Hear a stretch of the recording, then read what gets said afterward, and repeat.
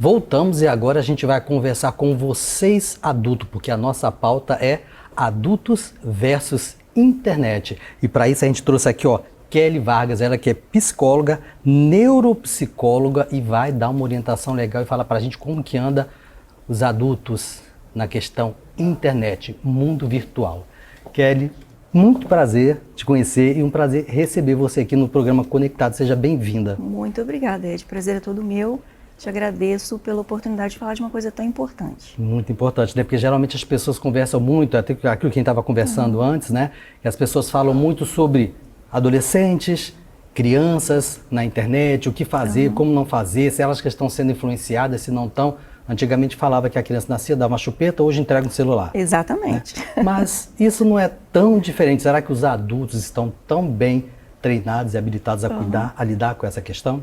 Pois é, essa é uma pergunta interessante e cabe a gente começar a estabelecer uma linha de raciocínio. A internet, quando ela entrou, a tecnologia de uma forma geral, ela veio para nos ajudar, né?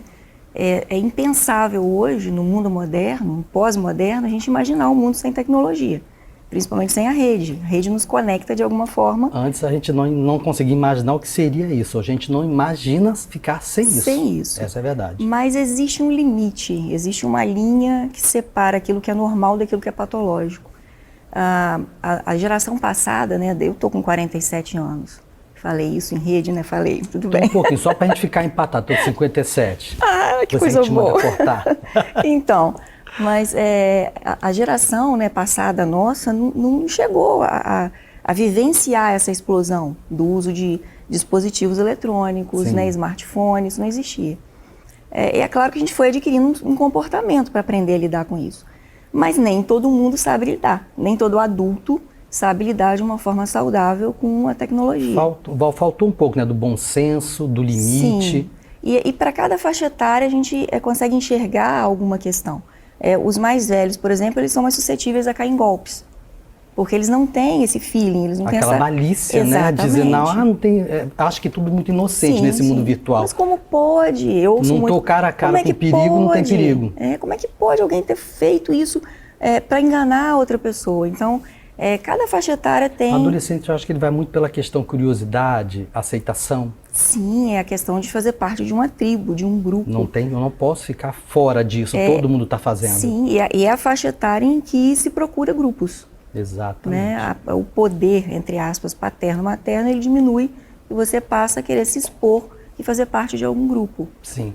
Hoje a gente vê aí um grande número de adultos, né? Celebridades, subcelebridades, nem sei mais quais são os outros nomes que tem, mas essas pessoas a gente percebe que elas têm medo do cancelamento, elas vivem uma vida sofrida porque a vida que elas vivem não é aquela que ela criou na internet. Existe esse sofrimento real na vida dessas pessoas? Sim, existe, a gente tem que considerar que sim, né?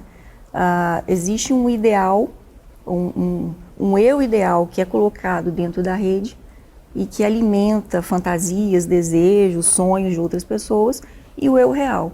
Muitas vezes o que ocorre é que as duas coisas se misturam. A questão do cancelamento, se a gente for pegar um dado histórico, né? A palavra ou o termo cancelamento ele é novo. Sim. Mas inicialmente ele foi cunhado com o objetivo de se referir a pessoas ou celebridades, no caso pessoas bem conhecidas, que de alguma forma acabaram fazendo algo que não agradou e que como punição ou como quebra de contrato, um contrato não verbal, aliás verbal, um contrato não escrito, elas passaram a sofrer determinados tipos de cancelamento mesmo, né? E isso porque eles vivem numa dependência de aprovação. A gente falou aqui dos adolescentes que querem fazer parte de uma tribo, que não pode... Eles até veem o perigo, mas ele se expõe a esse perigo porque ele precisa pertencer. Sim. Agora, os adultos, né, tem aquela fase de... Não é mais adolescente, também não é tão mais de idade. Nós estamos ali no meio termo. E essas pessoas, elas sofrem porque elas precisam de uma aprovação. Não conseguem ouvir uma crítica, por mais construtiva que ela seja. Sim, sim. O que dizer para essas pessoas? Pois é. A gente precisa separar um pouco o comportamento de comportamento. Se o comportamento ele chega a ponto de parecer um comportamento de uma pessoa viciada, adicta, né? Alguém que tem alguma questão de vício, qual é o sintoma ou quais são as características que eu preciso começar a perceber em mim para falar assim, caramba, eu acho que eu estou dependente disso. Dependente da aprovação do outro, de um olhar do outro que me mire de uma forma sempre maravilhosa, né? Exatamente. Eu estou me distanciando de mim, eu estou me perdendo de mim, daquilo que eu acredito, dos meus valores. Da minha realidade, né? Sim, do meu eu. Porque você vê que na grande maioria dessas pessoas que têm as redes sociais, que elas viralizam, que fazem grandes vídeos, aquela coisa todinha, você percebe elas discutindo, brigando, respondendo a pessoas que ela nem conhece numa rede social. Exatamente. É uma exposição inútil, a pessoa, né? eu me divorciei, vai para a rede social. Né? Briguei com a vizinha, vai para a rede social. Tudo é colocado de forma muito imatura, em se tratando de adultos, numa internet que é um plano que você se expõe para todo mundo. Né? Acho que em alguns momentos as pessoas esquecem de que aquilo que é virtual não necessariamente é imaginário. As consequências são reais. Exatamente. Dentro do nosso plano mesmo real, né? E como que esses adultos vão orientar os adolescentes e essas crianças se eles já se perderam no meio desse caminho? Sim, que modelagem é essa, né? Essas pessoas conseguem reverter isso ou elas precisam da ajuda de um profissional? Sim, depende. Se você chega num ponto de dependência extrema, se a primeira coisa que eu faço quando eu acordo é checar a rede social, se eu fico afastado um pouco do celular, né? Ou de algum outro dispositivo, e já começo a ficar angustiada, nossa, o que está acontecendo? Se eu acabo de postar e fico, gente, será que alguém curtiu? Deixa eu dar uma olhadinha se alguém, né, fez algum tipo de movimento em relação àquilo que eu postei. É hora de você parar, refletir e buscar ajuda. Porque a pessoa está se deixando dirigir por tudo isso, né? Sim, esse comportamento não é um isso. comportamento típico. E real.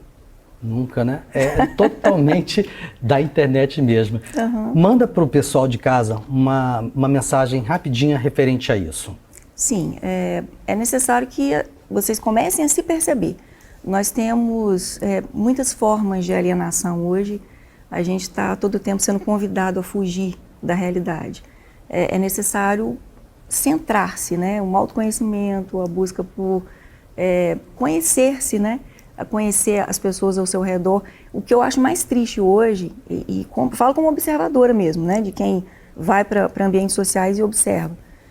Famílias inteiras desconectadas e conectadas ao mesmo tempo em dispositivos. Então, para olhar para sua família, curta quem você ama que está ali do seu lado. Tenta tocar mais, abraçar mais, estar mais perto de quem você realmente viver a sua realidade. Deseja bem. Isso, isso. Gente, é isso aí. Ó. Nós estivemos aqui agora com a Kelly Vargas, psicóloga, trazendo toda essa maturidade de um mundo real para você colocar dentro do seu mundo virtual. Kelly, obrigado pela sua presença. Vamos conversar mais vezes sobre outros assuntos. Quero você mais vezes aqui no Conectados. E você não sai daí que na sequência tem o quadro Meu Direito, Meu Dever com o Dr. Fábio. Vamos ver o que ele trouxe de bom para a gente hoje. Kelly, obrigado. Obrigada, Grande abraço a você. Eu que te agradeço. Muito obrigada.